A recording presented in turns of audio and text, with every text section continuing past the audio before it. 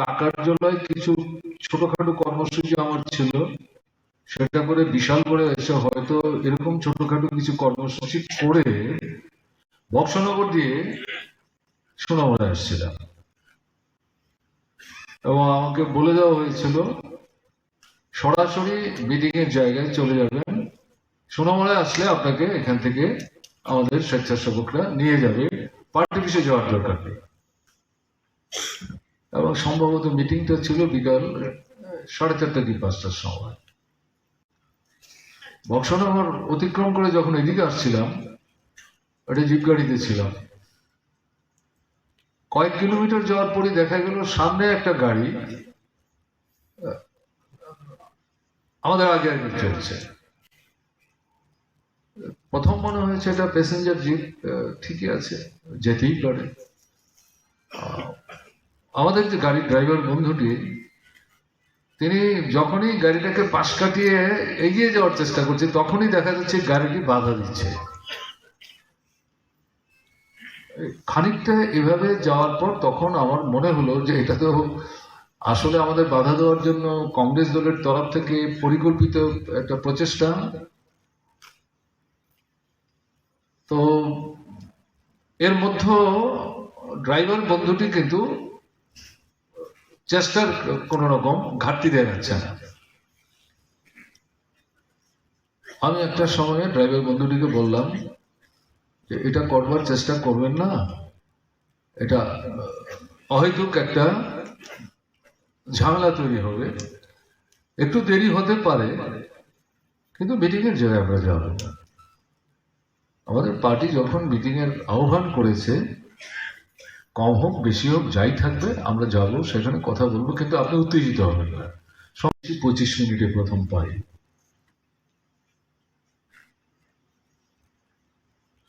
সেই সময় থেকে বারবার যেটা আমাকে পেছন থেকে নাড়া দিচ্ছিল, তার সঙ্গে প্রথম সাক্ষাৎকারের বিষয়টি 1989 সাল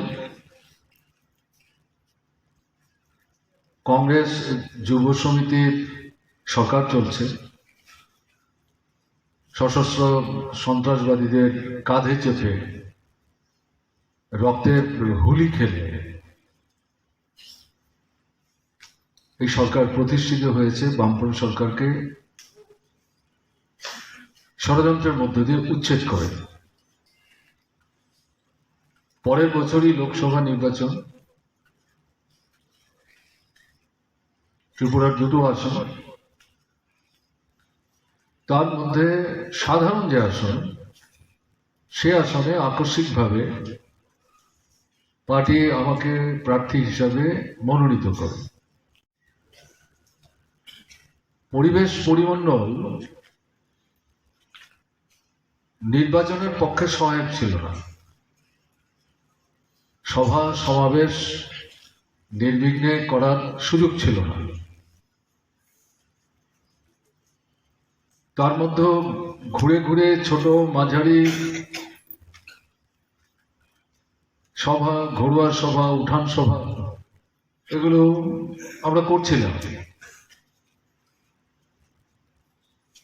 এবং যে কয়েকটা মহকুমা কিছু কিছু একটু বড় ধরনের সভা করার চেষ্টা করছিল, তার মধ্যে সোনামুড়া অন্যতম ছিল। সোনামুড়ায় এরকম একটি সভা, সম্ভবত শোভাপুর, যেটা সোনামুড়ার যে বর্তমান যে বিধানসভা, যদিও তার চেহারার মধ্যে পরিবর্তন হয়েছে, কিন্তু সেই সময় যদি আমার ভুল না হয়, এই বিধানসভার প্রান্তিক যে অঞ্চলটা, সেই জায়গাতে পার্টি একটা নির্বাচনী সভার আয়োজন করেছে। পুলিশের সিকিউরিটি ছিল, তারা একটু উদ্যোগ দেখাবার চেষ্টা করলো, ততটা সাহস দেখাবার মতো অবস্থায় তারা ছিল না। তারপর ধরুন আরো মিনিট 10-15-20 মিনিট যাওয়ার পর, এবং এদিকে দেখা যাচ্ছে সন্ধ্যা ঘনিয়ে আসছে, আমার তখন মনে হচ্ছিল মিটিংটা তো হবে না, অন্তত কেউ উপস্থিত হতে পারবো, যাতে কেউ বলতে না পারে মশাই আপনার আসার কথা ছিল, আপনি আসছেন না, তো এটা যেন বলতে না পারে। ইতোমশাই আমি লক্ষ্য করলাম 2 কিংবা 3টা মোটর বাইক, তাতে একজন চালক এবং পেছনে একজন করে বসা, তারা এগিয়ে আসলেন। এগিয়ে এসে আমাদের গাড়িটার সামনে দাঁড়িয়ে ড্রাইভারকে বললেন, আমাদেরকে ফলো করুন। তখন সম্ভবত সিকিউরিটি বন্ধুরা বলছেন যে সামনের গাড়িটি তো বারবার বাধা দেওয়ার চেষ্টা করছে। বলে হ্যাঁ, আমরা খবর পেয়েছি, আমরা দেখি এখন তারা কিভাবে বাধা দেয়, আমরা আছি, আপনারা আমাদেরকে ফলো করুন। তখন যিনি কথা বলছেন তাকে আমি ডাকলাম, কাছে ডাকলাম, জিজ্ঞেস করলাম, এই প্রথম শামসুল হক আমার সাথে পরিচিত হন। হ্যাংলা পড়া চেহারা, সেই চেহারা শেষ অব্দিও ছিল, তাই ছিল, বয়স একটু বেড়েছে, চেহারার মধ্যে খুব একটা পরিবর্তন ঘটেছে ঘটানো কিন্তু তা না। সে নিজেই বাইক করছিলেন, মোটরটা চালাচ্ছিলেন। আমি জিজ্ঞেস করলাম, ঠিক আছে, আপনি যে এখানে এসছেন পার্টি কি জানে?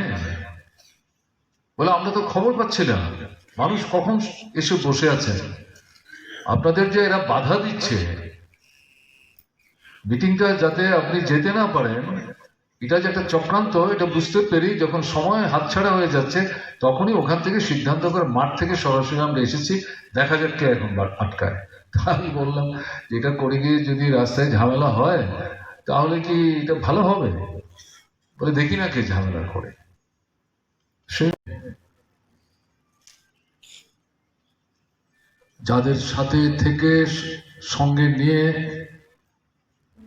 কাজ করে গেছেন তারা শোকাহত।